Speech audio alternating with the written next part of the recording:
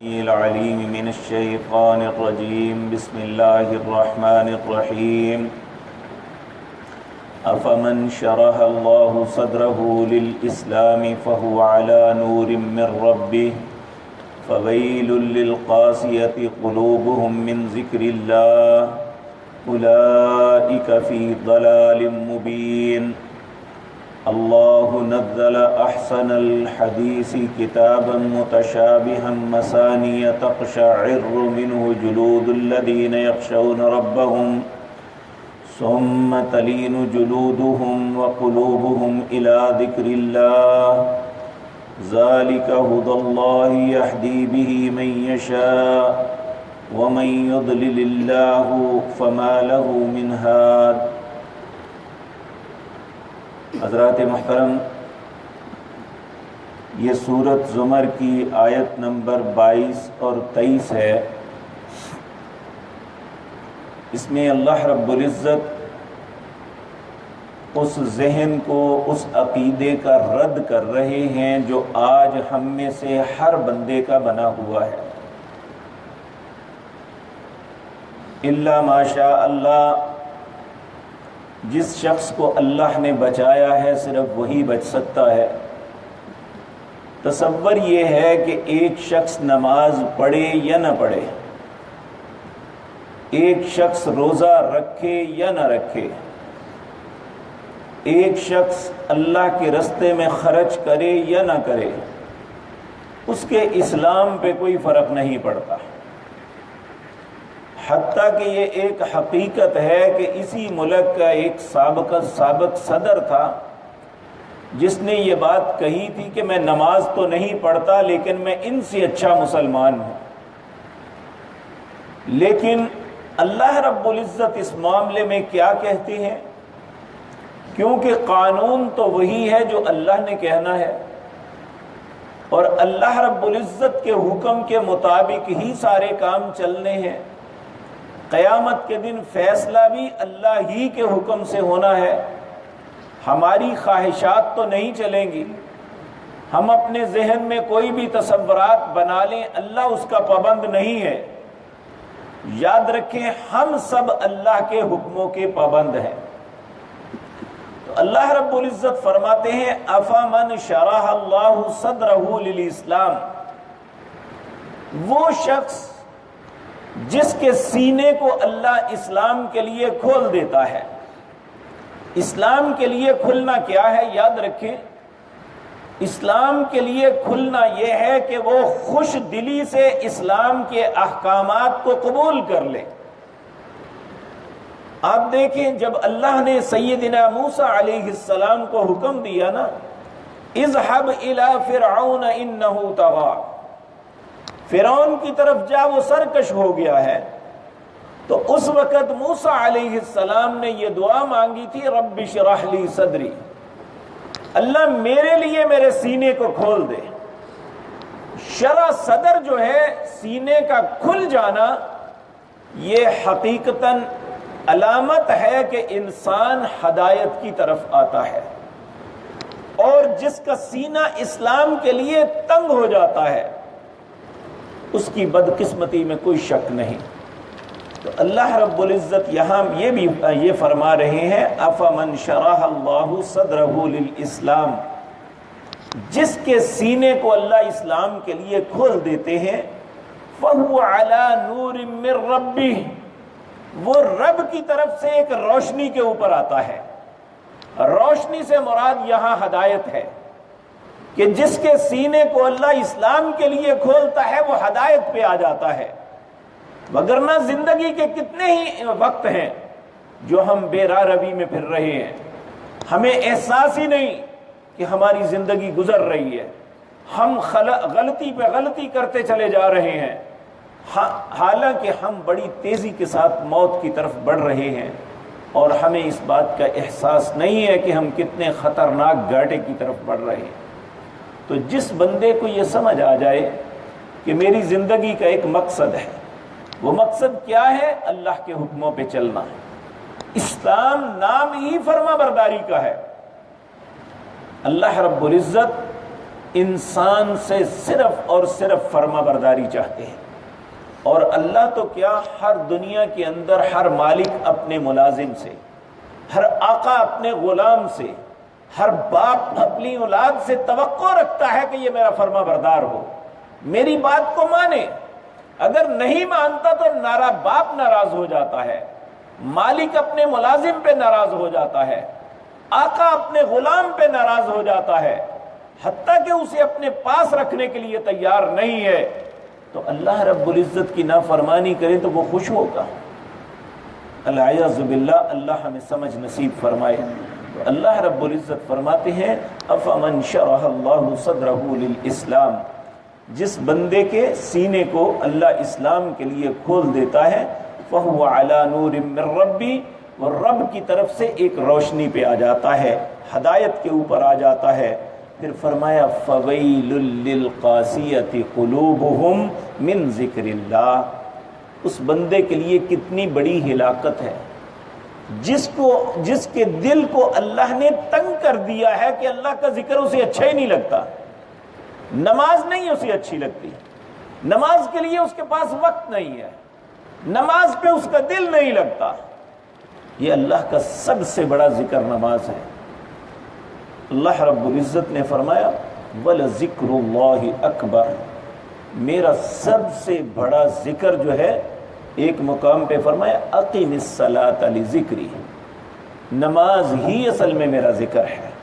تو اگر ہماری زندگی میں نماز نہ ہوئی تو اس کا مطلب یہ ہے کہ ہمارا دل اللہ کے ذکر سے تنگ ہے، ہم اللہ کے ذکر سے دور ہیں۔ تو ایسا شخص جو ہے، اللہ فرماتے ہیں فویل، اس کے لیے ہلاکت ہے، وہ یہ نہ سمجھے کہ وہ مسلمان پھر رہا ہے۔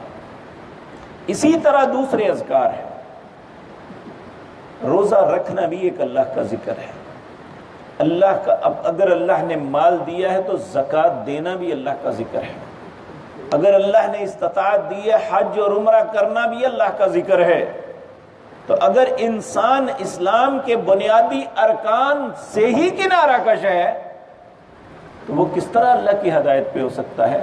ایک وہ شخص جو اسلام کے ہر حکم پہ عمل کرتا ہے، اور ایک وہ شخص جو اسلام کے کسی حکم پہ عمل نہیں کرتا، دونوں برابر کیسے ہو سکتے ہیں؟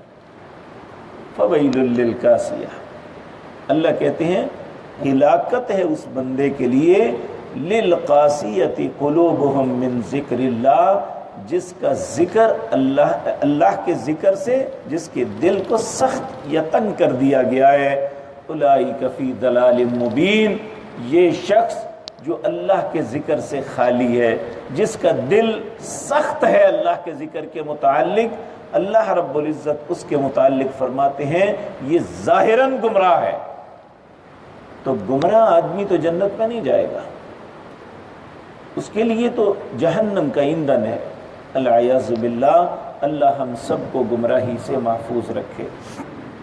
اللہ رب العزت پھر فرماتے ہیں یہ دونوں کبھی برابر نہیں ہو سکتے۔ پھر فرمایا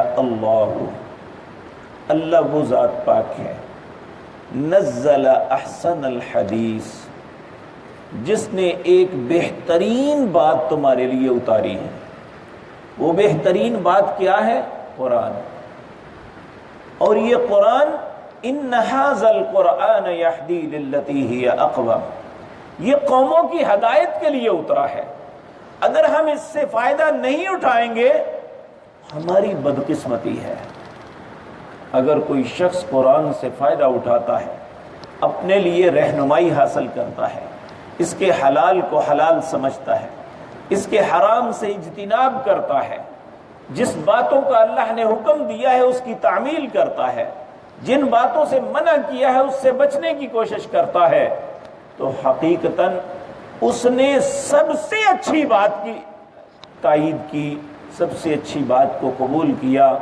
اللہ ہمارے نصیب میں بھی یہ کر دے کہ ہم اللہ نے جو ہمارے لیے اللہ نزل احسن الحدیث، جو بہترین بات اتاری ہے، کتاب متشابہ مثانیہ، جس میں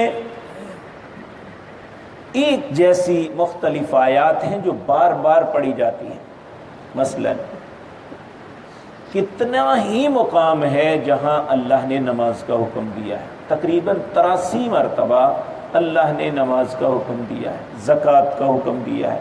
اسی طرح اللہ نے سینکڑوں مرتبہ قرآن میں کہا ہے ان الذین آمنوا وعملوا الصالحات لہم جنات، جو ایمان لائے گا اور نیک عمل کرے گا اس کے لیے جنت ہے۔ اور کتنے ہی سینکڑوں مقام ہے جہاں ان الذین کفروا، جو کفر کریں گے اور اللہ کی نافرمانی میں زندگی بسر کریں گے، لہم عذاب جہنم، ان کے لیے جہنم کا عذاب ہے۔ یعنی ہر چیز کو بار بار رپیٹ کیا گیا ہے کہ کسی کو کوئی شک شبہ نہ رہے کہ جو اللہ نے قانون بنایا ہے یہی سچا ہے۔ اور پھر سب سے بڑی بات، دنیا کی کوئی بھی کتاب لے لیں جو کسی انسان نے لکھی ہے، اگر اس میں کوئی کسی بات پہ تکرار ہو تو انسان کا دل تنگ پڑ جاتا ہے، لیکن دنیا میں قرآن ایک واحد کتاب ہے، اس میں اتنا باتوں میں تکرار ہے، اس کے باوجود کبھی دل تنگ نہیں پڑا، چاہے کوئی انسان سمجھتا ہے یا نہیں سمجھتا۔ کبھی قرآن پڑھتے ہوئے کسی کا دل، حتیٰ کہ اگر ایک صفحہ بھی زیادہ ہے، ایک آیت آپ سارا دن بار بار دہراتے رہیں تو آپ کے دل میں تنگی محسوس نہیں ہوگی۔ آپ کوئی اور دنیا کی عبارت لے لیں، دنیا کی کوئی کتاب کا کوئی پیراگراف لے لیں، ایک دفعہ پڑھیں گے، 2 دفعہ پڑھیں گے، 3 دفعہ پھر دل ہی نہیں کرے گا، یہ مجھے آتی ہے۔ لیکن قرآن ایک ایسی کتاب ہے، اتنی بہترین کتاب ہے، اللہ فرماتے ہیں ایک بندہ آیت صبح سے لے کر شام تک پڑھتا رہے تو اس کے دل میں کوئی اکتاہٹ نہیں آئے گی، بلکہ جیسے جیسے پڑھتا چلا جائے گا اسے ایک لطف محسوس ہوگا۔ تو صرف پڑھنا ہی نہیں، اگر ایک آدمی سنے بھی بار بار، کوئی ایک آدمی ایک بات کرتا ہے، پھر تھوڑی دیر بعد وہی بات کرتا ہے، حتیٰ کہ ہم تنگ پڑ جاتے ہیں، کہتے ہیں کیا بکواس کر رہے ہو، ایک ہی بات بار بار کیا ہے؟ لیکن اللہ کی کلام اتنی خوبصورت ہے، یہ ایک ہی بات ایک ہی مرتبہ ایک ہی جگہ پہ بیٹھ کے 1000 مرتبہ بھی کہی جائے تو لطف پہلے سے زیادہ آتا ہے۔ تو اللہ رب العزت فرماتے ہیں یہ اتنی پیاری کتاب ہے جو میں نے تمہارے لیے، اتنی پیاری بات ہے جو نازل کی ہے، ایک ایسی کتاب ہے متشابہن مثانیہ، اس میں باتیں ایک دوسرے کے مشابہ ہیں، ایک دوسرے کی طرز کی ہیں اور بار بار پڑھی جاتی ہیں، اور جب پڑھی جاتی ہیں تقشعر منہ جلود الذین یخشون ربہم، کتنے ہی لوگ ہیں جن کے رونگٹے کھڑے ہو جاتے ہیں اور وہ اپنے رب سے خوفزدہ ہو جاتے ہیں۔ سعودی عرب کے ایک عالم دین ہیں محمد بن عبد الرحمن العریفی، یہ شخص اللہ نے اسے بہت زیادہ انعامات سے علم کے معاملے میں بہت نوازا ہے، اتنی خوبصورت اس کی گفتگو ہے، اور اللہ نے اس بندے کے ہاتھوں ہزاروں لوگوں کو اسلام کی توفیق بخشی۔ پورے یورپ نے، امریکہ نے، افریقہ کے اندر اس پہ پابندی لگا دی ہے کہ یہ جہاں جاتا ہے جتھوں کے جتھے لوگ مسلمان ہو جاتے ہیں۔ اس کا طریقہ کار کیا ہے؟ یہ غیر مسلمانوں کو سمجھانے کے لیے ایک طریقہ کار اختیار کرتے ہیں۔ یہ کہتے ہیں میں تمہارے سامنے 2 عبارتیں پڑھتا ہوں، تم یہ زبان نہیں جانتے، افریقی ہیں، انگریز ہیں یا کوئی بھی، تم یہ نہیں جانتے، میں 2 عبارتیں پڑھتا ہوں، قرآن کی کچھ آیات کی تلاوت بڑی خوش الہانی سے کرتے ہیں، پھر اس کے بعد کچھ عربی کے اشعار اسی طرز پہ پڑھتے ہیں، پھر اس غیر مسلمان کو جس نے پہلے کبھی قرآن سنا ہی نہیں، اس سے پوچھتے ہیں کہ میں نے جو پہلے پڑھی ہے ان کی وجہ سے تمہارے دل پہ کے اوپر کوئی اثر ہوا یا دوسری پڑھی ہے اس پہ؟ تو اگر قرآن پہلے پڑھا ہوتا ہے یا بعد میں پڑھا ہوتا ہے، پرفیکٹ وہ بندہ بتاتا ہے کہ جو بات دوسری دفعہ تم نے پڑھی تھی نا، میرے دل کو چوٹ لگ رہی تھی، میرے دل کو کھینچ پڑ رہی تھی۔ تو اس نے کہا بس یہی بات ہے، جو پہلے میں نے پڑھی تھی وہ ایک انسان کے اشعار تھے، جو بعد میں پڑی تھی وہ اللہ کی کلام تھی. اور اسی بات پہ بہت سے لوگ مسلمان ہو گئے کہ واقعتاً، بلکہ چند دن پہلے یہ فیس بک پہ بہت زیادہ یہ ٹرینڈ بنا کہ کینیڈا کا وزیر اعظم ایک ایسی مجلس میں تھا جہاں قرآن کی تلاوت ہوئی اور وہ زارو کتار رو رہا ہے. یعنی قرآن کی تلاوت حالانکہ اسے سمجھ نہیں آ رہی، لیکن وہ جس خوش الہانی سے پڑھ رہا ہے اس کی آنکھوں سے زاروں قطار آنسو نکل رہے ہیں. تو اللہ رب العزت فرماتے ہیں جب کوئی انسان دل لگا کے اسے سنے گا، اس کے عمر غور و فکر کرے گا، تو اس کا نتیجہ لازمی یہ ہے تقشعر منہ جلود الذین یخشون ربہم، اس کے رونگٹے کھڑے ہو جائیں گے اور اس کا دل اپنے رب سے ڈر جائے گا. اور میرے بھائیو، ہم تو اجمی ہیں، پر حقیقت بات یہ ہے کہ ہم اتنے لاپرواہ ہیں کہ آپ کبھی بھی یہ اس بات پہ کسی سے مکالمہ کر لیں، پوچھ لیں، نماز پڑھنے کے بعد اپنے ساتھی سے پوچھیں کہ قاری صاحب نے یا مولوی صاحب نے اس نماز کے اندر کون کون سی صورت پڑھی ہے، تو وہ کہے گا مجھے نہیں پتا. یعنی اتنی توجہ ہے ہماری نماز کے اوپر. یقین جانیے ہم بہت لاپرواہ ہیں، ہمیں پتہ ہی نہیں ہے. اور جو لوگ سمجھتے ہیں اور توجہ رکھتے ہیں ان کی کیفیت کیا ہوتی ہے؟ تقشعر منہ جلود الذین یخشون ربہم. ہم عرب علماء اور قراء کو دیکھتے ہیں کہ جہاں قرآن کی وہ آیات جو جنت کی ہیں، جس میں انسانوں کو انعامات کا تذکرہ کیا جاتا ہے، ایسے ہوتا ہے جیسے خوشی سے کھل کھل کے پڑھ رہے ہیں. اور جہاں عذاب کی، اللہ کی وعید کی آیات ہیں، رو رو کے ان کی جان نکل جاتی ہے. کیوں؟ اس لیے کہ وہ سمجھ رہے ہیں. اور جو کیفیت امام کی ہوتی ہے وہی مقتدیوں کی ہوتی ہے. ہم میں سے اکثر لوگ یہ بات نہیں جانتے کہ امام صاحب جو پڑھ رہے ہیں وہ کیا رہے ہیں. حتیٰ کہ اکثر اوقات امام صاحب کو بھی پتہ نہیں ہوتا کہ میں جو پڑھ رہا ہوں اس کا معنی کیا ہے. ایک اجمی امام کا ایک لطیفہ مشہور ہے کہ وہ عرب میں چلا گیا اور وہاں پہ امامت اس نے حاصل کر لی. ایک دن وہ فجر کی نماز میں سورۃ یوسف پڑھنے لگا، تو سورۃ یوسف پڑھتا پڑھتا درمیان میں اس نے چھوڑ دیا اور رکوع چلا گیا. بعد میں ایک عرب نے کہا قاری صاحب یوسف علیہ السلام کو کھوہ میں پھینکا تھا تو نکال تو دیتے پہلے. یعنی وہ آیات تو پڑھ دیتے جس سے نکل گئے، کھوہ میں پھینک کے وہیں پہ چھوڑ دیا ہے. یعنی عرب جب بھی کوئی پڑھتے ہیں نہ رکوع نہ پارے کا خیال نہیں کرتے، وہ یہ دیکھتے ہیں کہ یہ مضمون بات شروع کہاں سے ہوتی ہے، اور جہاں سے بات شروع ہو کے جہاں ختم ہوتی ہے وہ پڑھتے ہیں. اور سمجھنے والا یہ سمجھ رہا ہے ہمیں ایک پیغام دیا جا رہا ہے. ہم رکوع پڑھتے ہیں کہ اس رکوع سے یہاں تک پڑھیں یا اس پارے سے یہاں تک پڑھیں. عرب ایسا نہیں کرتے، وہ نہ سورت کی ترتیب کا لحاظ کرتے ہیں، وہ یہ دیکھتے ہیں بات شروع کہاں سے ہو رہی ہے. تو یہ اس لیے ہے تاکہ سننے والے کو ایک پیغام کنورٹ ہو، اس کی طرف ایک بات جائے اور وہ سوچے کہ مجھے کیا حکم دیا جا رہا ہے. تو اللہ رب العزت یہاں فرماتے ہیں کہ یہ اتنی بہترین کتاب ہے جس میں ایک جیسی آیات ہیں جو بار بار پڑھی جاتی ہیں.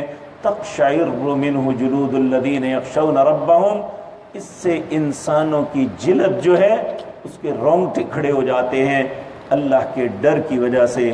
ثم تلین جلودہم وقلوبہم الی ذکر اللہ، پھر ان کی جلدیں یہ تعظیم کے لیے مائل ہوتی ہیں، اور وقلوبہم الی ذکر اللہ، اور ان کے دل اللہ کے ذکر کی طرف آتے ہیں.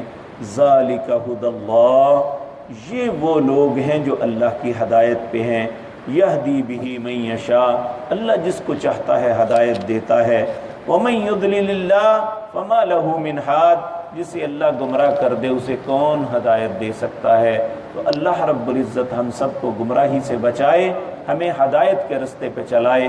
ہم ہر نماز کے اندر اگر صرف فرض ادا کریں تو 17 مرتبہ دن اور رات میں اللہ کی منت کرتے ہیں اہدنا الصراط المستقیم، اللہ ہمیں سیدھے رستے پہ چلا دے. یہ سیدھا رستہ ہی انسان کی کامیابی کی علامت ہے۔ اللہ ہم سب کو صراط مستقیم پہ چلائے اور ہر گمراہی اور ضلالت سے ہم سب کو محفوظ رکھے۔ اقول قولی ھذا واستغفر اللہ لی ولکم۔